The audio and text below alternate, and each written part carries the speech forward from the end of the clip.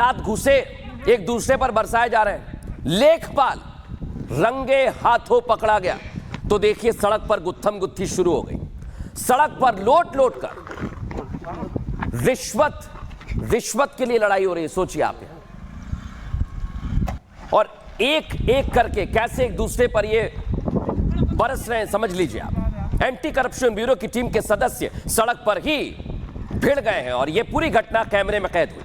बताया जा रहा है कि लेखपाल ने 10,000 रुपए की रिश्वत ली, जिसे गिरफ्तार करने के लिए लेखपाल की टीम पहुंची हुई थी।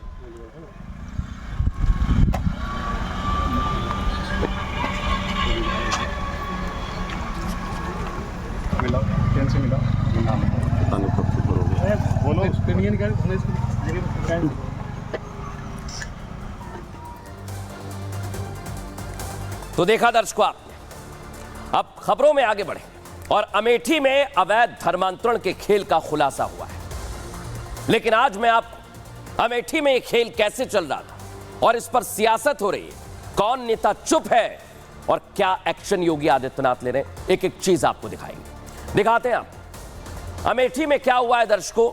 अवैध धर्मांतरण चल रहा है। ये वही अमेठी है जो कभी कांग्रेस का गढ़ रहा और वहां ये खेल चल रहा है धर्मांतरण का। आपको उसके बारे में जानकारी दूंगा, लेकिन उससे पहले राहुल गांधी का एक बयान सुनवाने वाला हूं। राहुल गांधी किस तरह की बातें करते हैं जब रेप और धर्मांतरण पर सवाल किया जाता है, सुनिए जरा। इस इंसिडेंट में आया हूं, यहाँ पे मैं डिस्ट्रैक्ट नहीं करना चाहता हूं, इसलिए मैं यहाँ इनका मामला उठाने आया हूं। देखिए भैया, मैं यहाँ इस मामले में आया हूँ। अब मैं जानता हूँ कि आप इस मामले को उठवाना नहीं चाहते हो, आप डिस्ट्रैक्ट कराना चाहते हो। सुन लिया दर्शकों आपने। राहुल का कहना है कि मीडिया उन्हें डिस्ट्रैक्ट कर रही है, भटका रही है, लेकिन आज हम आपको बिल्कुल भी डिस्ट्रैक्ट नहीं करेंगे। सुन ले राहुल गांधी, सच्चाई दिखा रहे हैं, देख लीजिए। चुनावों में जिस अमेठी का राहुल गांधी और इंडिया अलायंस बड़ा बखान करता था, राहुल गांधी खुद को बेटा और भाई बताते थे, अमेठी से पुराना रिश्ता होने की बात करते थे, उसी अमेठी में एक बेटी के साथ घिनौना पाप हुआ। तो क्या राहुल गांधी अमेठी जाएंगे? आज पूछते हैं हम। क्या ये खबर देखने के बाद आप अपने बिजी शेड्यूल से वक्त निकालकर उस बेटी का दर्द बांटने जाएंगे? क्या उन आरोपियों के खिलाफ एक्शन लेने के लिए आगे आएंगे?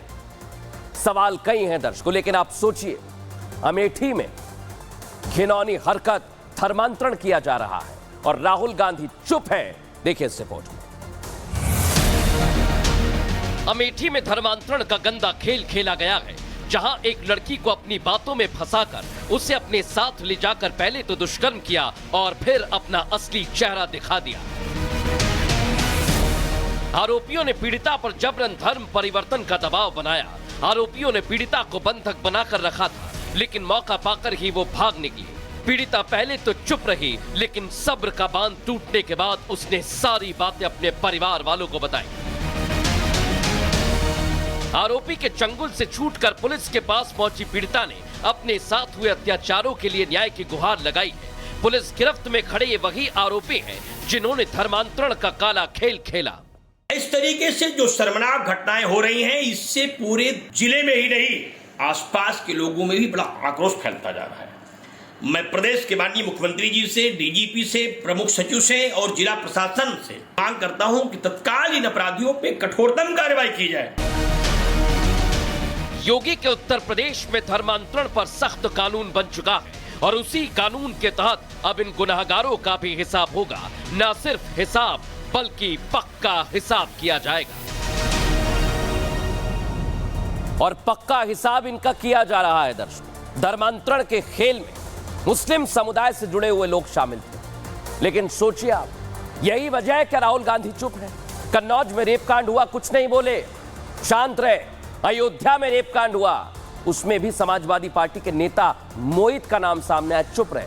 कोलकाता में रेप कांड हुआ, कुछ नहीं बोले। और अब अमेठी में घिनौनी हरकत और धर्मांतरण हुआ है, क्या राहुल गांधी बोलेंगे? क्योंकि अभी तक नहीं बोले, चुप हैं। इतना समझ लीजिए, राहुल गांधी को अमेठी दिखा ही नहीं है दर्शकों। अभी वो चुप हैं हर घटना पर और वो एक वर्ग विशेष के लिए चुप रहते हैं। हाँ, अगर मीडिया दूसरी जगहों को लेकर सवाल करे तो उन्हें डिस्ट्रैक्ट करने वाली बात याद आ जाती है। यानी राहुल गांधी जगह देखकर सियासत करते हैं, लेकिन प्रधानमंत्री नरेंद्र मोदी हर मंच हर जगह से महिला सशक्तिकरण की बात करते हैं। और आज भी मंच महाराष्ट्र में था, दर्शकों, उनकी जुबान पर महिलाओं के लिए ही शब्द थे। यानी एक तरफ पूरा इंडिया अलायंस खामोश है, पीएम मोदी ने मंच से राहुल गांधी या ममता बनर्जी का नाम नहीं लिया, लेकिन संदेश उनके लिए ही था। पहले आपको सुनवाते हैं जो लोग घिनौनी हरकत पर चुप हैं, उन्हें प्रधानमंत्री नरेंद्र मोदी ने क्या कहा है, महिला सशक्तिकरण पर क्या कहा है, सुनवाते हैं आपको। शादी के नाम पर भी धोखे के कई मामले आते रहे।